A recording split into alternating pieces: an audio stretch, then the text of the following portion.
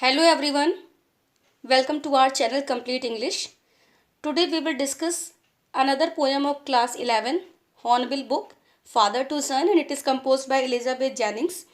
It is a autobiography of the father to son.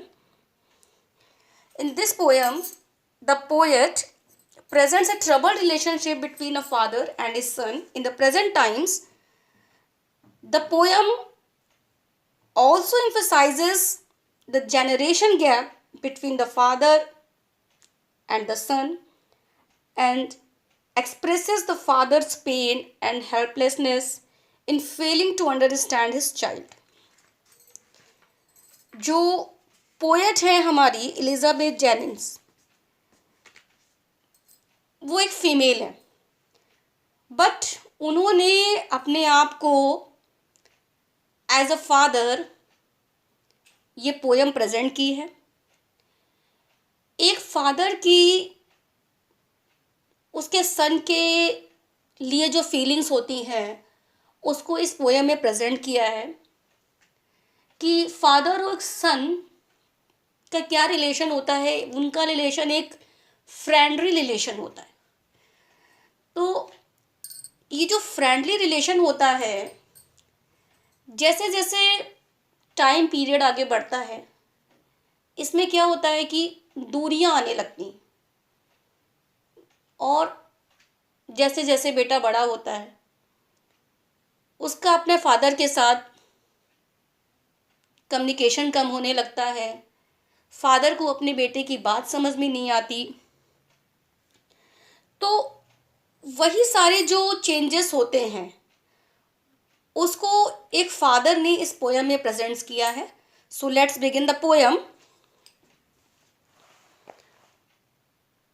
I do not understand this child. Though we have lived together now in the same house for years, I know nothing of him, so try to build up a relationship from how he was when small. अब देखिए यहाँ पे आई क्या है. I is a poet. मैंने आपको भी starting में बता दिया है कि पोएट ने अपने आप को एज अ फादर यहाँ पर रिवील किया है. तो पोएट कहते हैं कि मैं इस चाइल्ड को नहीं समझ पा रही हूँ. Though we have lived in the same house for years. सालों तक हम एक ही घर में रहे हैं, फिर भी मैं इसको नहीं समझ पा रही. I know nothing of him. मुझे इसके बारे में कुछ भी नहीं पता. वो क्या सोचता है, क्या करता है, मैं कुछ भी नहीं जानती. वो क्या कहता है, मुझे समझ में भी नहीं आता है. So try to build up a relationship from how he was when small. So poet चाहती हैं कि उनका जो उनके सन के साथ रिलेशनशिप जब वो छोटा था तब जैसा रिलेशनशिप था, वैसा ही रिलेशन उनका उनके सन के साथ फिर से हो जाए. कि बचपन में क्या था, वो जैसा अपने सन को बताती थी वो वैसा ही करता था. दोनों की थिंकिंग सेम थी. दोनों साथ में बैठकर बात करते थे. लेकिन अब ये सब चीज़ें कम हो गई और धीरे धीरे अब उसने ये देखा पोएट ने कि चीज़ें ख़त्म हो रही हैं. तो वो चाहती है कि उसका उसके सन के साथ फिर वही रिलेशन हो जाए जैसा बचपन में था. तो वो उस रिलेशन को यहाँ पे बहुत ज़्यादा मिस कर रही, यानी कि अपने बेटे के साथ जो उसने टाइम स्पेंड किया है बचपन में, अब उस टाइम को बहुत ज़्यादा वो मिस कर रही है. और वो चाहती है कि वो टाइम पीरियड दोबारा वापस आ जाए और उसका बेटा उसके साथ वैसे ही ट्रीट करे जैसे बचपन में करता था. Yet have I killed. Come on the second stanza. The siege I spent or shown it where the land is his and none of mine. अब देखिए पोएट कहती हैं yet have I killed. क्या मैंने उसको मार दिया है? किसको? उस रिलेशनशिप को. अब उस रिलेशनशिप को भी ख़त्म करने का ब्लेम वो अपने ऊपर ले रही है. कह रही कि मैंने उसको मार दिया है, ख़त्म कर दिया है. वो सीड जो मैंने एक लैंड पे लगाया था, देखिए लिखा ना सीड, तो सीड का कंपैरिजन उसने किससे किया है? अपने बेटे से किया है। तो वो कहती है वो सीड जिस पे मैंने टाइम दिया, जिसको मैंने बड़ा किया और जिस लैंड पे मैंने लगाया, जब वो सीड प्लांट बनता है, प्लांट से फिर वो ट्री में कन्वर्ट हो जाता है। लेकिन जब वो प्लांट से ट्री में कन्वर्ट हो जाता है तब उनको पता चलता है कि वो सीड तो उनका है ही नहीं। मीन्स जिस बेटे को वो इतने अच्छे से समझती थी, बड़ा होने के बाद को पता चलता है कि वो बेटा तो उनको समझ ही नहीं पा रहा है। उन्हें पता चलता है कि वो बीज तो, वो प्लांट तो उनका है ही नहीं, वो लैंड ही उनकी नहीं है। We speak like strangers. घर में जब दोनों बैठे होते हैं, फादर और सन, एक दूसरे के सामने, तो फादर के अंदर क्या फीलिंग आती है कि वो एक स्ट्रेंजर है, दोनों एक दूसरे से बात ही नहीं करते। There's no sign of understanding in the air. कहीं भी एक दूसरे के लिए, एक दूसरे के मन में एक दूसरे को समझने का कोई भी साइन ही नहीं दिखाई देता। फादर को बेटे की बात समझ में नहीं आती और फादर की कोई बात जो होती है वो बेटा नहीं समझता। वही बात बचपन में समझ में आती है, लेकिन बाद में वही बातें एक दूसरे की समझ में ही नहीं आती। This child is built to my design. अब देखिए, फादर कहते हैं ये बेटा है तो मेरा, बिल्कुल मेरे जैसा है। इसको डिज़ाइन, माई डिज़ाइन मतलब बिल्कुल मेरे जैसा, मेरी परछाई है। Yet what he loves I can't share. लेकिन जिन चीज़ों को वो पसंद करता है, मैं उन चीज़ों को पसंद नहीं करता। क्यों? क्योंकि देखिए, टाइम के अकॉर्डिंग धीरे धीरे चीज़ें चेंज होती हैं। अब हमें जो चीज़ें पसंद हैं वो हमारे पेरेंट्स को नहीं पसंद है, और हमारे पेरेंट्स को जो पसंद थी वो उनके पेरेंट्स को नहीं पसंद है। तो ये होता है हमारा, इसको आप जनरेशन गैप भी कह सकते हो और इसको टाइम पीरियड भी कह सकते हो, जो टाइम का धीरे धीरे चेंज हो रहा है। बहुत एडवांस टेक्नोलॉजी आ रही है, तो इससे लोगों की थिंकिंग चेंज हो रही है। ओके, अब आते हैं अपने थर्ड स्टैंजा पे। साइलेंस सराउंड अस। चारों ओर क्या दिखाई देता है? साइलेंस। ना सन फादर से बात कर रहा है, ना फादर सन से बात कर रहा है। I would have him prodigal returning to his father's house, the house he knew, rather than see him make and move.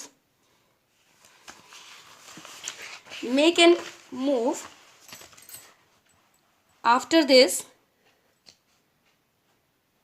his word, I would forgive him too, shaping from sorrow a new one. अब देखिए क्या है,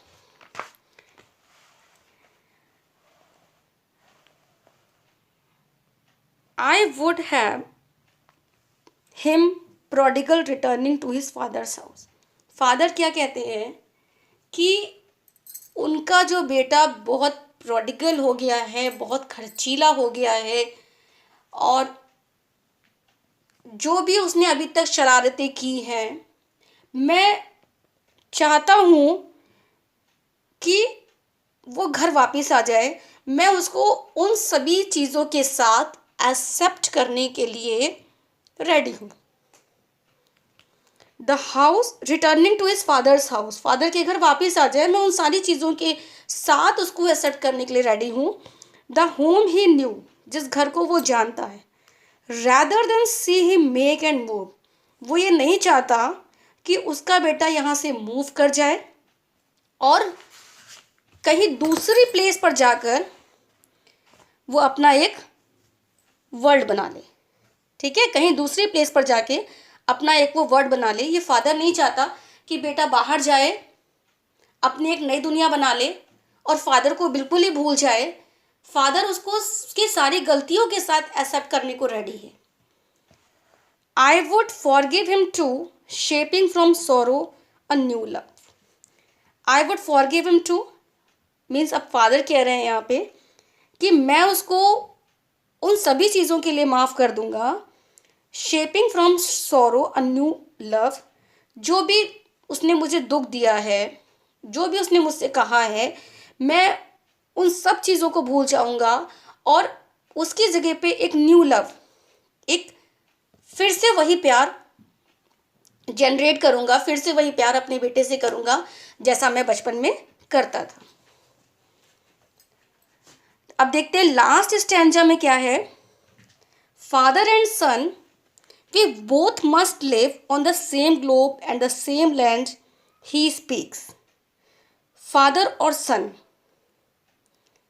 दोनों साथ रहना चाहते हैं, एक ही लैंड पे रहना चाहते हैं, एक ही प्लैनेट पे रहना चाहते हैं। ही स्पीक्स, वो कहता है, I can not understand my self Y anger grows from grief. अब देखिए यहाँ फादर क्या कह रहे हैं। फादर कह रहे हैं, देखिए पहले फादर ने कहा कि हम दोनों की इसी लैंड पे रहना है, इसी प्लैनेट पे रहना है, तो फिर एक दूसरे से ये जो मनमुटाव होता है, एक दूसरे से जो कहा सुनी होती है, क्यों ना हम एक दूसरे को ही माफ़ कर दें और साथ में रहें। फिर वो कहता है, I can not understand my self Y anger grows from grief. देखिए ग्रीफ क्या होता है, ग्रीफ का मतलब होता है दुख। तो फादर कह रहे हैं, I can not understand my self, मैं अपने आप को समझ ही नहीं पाता हूँ कि मेरा जो दुख है वो क्यों गुस्से में चेंज हो जाता है। मीन्स बेटे ने अगर कुछ कहा, ठीक, तो मैं उससे बहुत ज़्यादा सैड हो गया, बहुत सैड हो गया, और धीरे धीरे वो सैडनेस क्या होती है, मेरे गुस्से में चेंज हो जाती है। तो अगर मैं गुस्सा दिखाऊंगा, मैं क्या, अगर किसी भी रिलेशन में गुस्सा दिखाया जाता है तो रिलेशंस में क्या होते हैं, दूरियां बढ़ने लगती हैं। तो फादर ये समझ नहीं पाते कि क्यों मैं गुस्सा करने लगता हूँ, जिसकी वजह से हमारे बीच में ये दूरियां बढ़ गई। वो चाहते हैं कि हम साथ में रहें, अपने गुस्से पे मुझे कंट्रोल रहे। We each put out an empty hand, दोनों अपना हाथ आगे बढ़ाएं, longing for something to forgive, और वो चाहते हैं कि ऐसा कोई एक्सक्यूज मिल जाए, ठीक, ऐसा कोई एक्सक्यूज मिल जाए जिससे दोनों एक दूसरे को फॉरगिव कर सकें, लॉन्गिंग, और लंबे टाइम तक एक दूसरे के साथ रह सकें। अब देखिए ओवरऑल पोयम में आपने क्या देखा कि पहले तो फादर ये बता रहा है कि मैं अपने बेटे को समझ नहीं पा रहा हूँ, फिर वो कह रहा है कि मुझे अपने बेटे की बात समझ में नहीं आती है, हम लोग साथ साथ में भी रहे हैं। फिर वो क्या कहता है कि मैं चाहता हूँ कि हम दोनों साथ में रहें, और जो भी गलतियाँ मुझसे हुई हैं या जो भी गलतियाँ उससे हुई हैं, कुछ मैंने गुस्से में कह दिया हो, कुछ उसने कह दिया हो, हम दोनों एक दूसरे की तरफ अपना हाथ बढ़ाएं और दोनों एक दूसरे के साथ प्यार से रहें। एक ऐसा मुझे कोई एक्सक्यूज़ मिल जाए, एक ऐसा कोई बहाना मिल जाए जिससे मैं भी एक कदम आगे बढ़ा सकूं और मेरा सन जो है वो भी एक कदम आगे बढ़ा सके। यानी दोनों एक दूसरे के साथ रहना चाहते हैं, लेकिन जो ये जनरेशन गैप एग्जिस्ट करता है, इस जनरेशन गैप की वजह से ही दोनों एक दूसरे के साथ नहीं रह पाते। रादर दोनों एक दूसरे को लव करते हैं, लेकिन जो ये थिंकिंग टाइम के अकॉर्डिंग चेंज होती है, ये थिंकिंग ही दोनों को एक दूसरे के साथ रखना तो चाहती है लेकिन रख नहीं पाती। तो ये थी हमारी poem father to son. Thanks for watching this poem.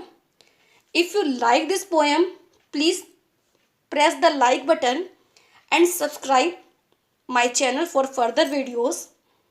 और आप मुझसे अगर कुछ वीडियो से रिलेटेड या इंग्लिश के टॉपिक से रिलेटेड कुछ जानना चाहते हैं या कुछ पूछना चाहते हैं या मुझे कुछ बताना चाहते हैं जिससे मैं अपने इन वीडियोस में इम्प्रूवमेंट ला सकूं, तो मुझे कमेंट सेक्शन में लिखकर ज़रूर बता दीजिएगा। क्योंकि आप अगर मुझे कमेंट करते हैं तो मुझे एक मोटिवेशन मिलता है, और अगर आप मेरे वीडियोस को लाइक करते हैं तो मुझे लगता है कि नहीं, मुझे और वीडियोस बनाने चाहिए। और नए हैं अगर आप मेरे चैनल पे, तो प्लीज़ मेरे चैनल को सब्सक्राइब भी कर दीजिएगा। Once again thank you.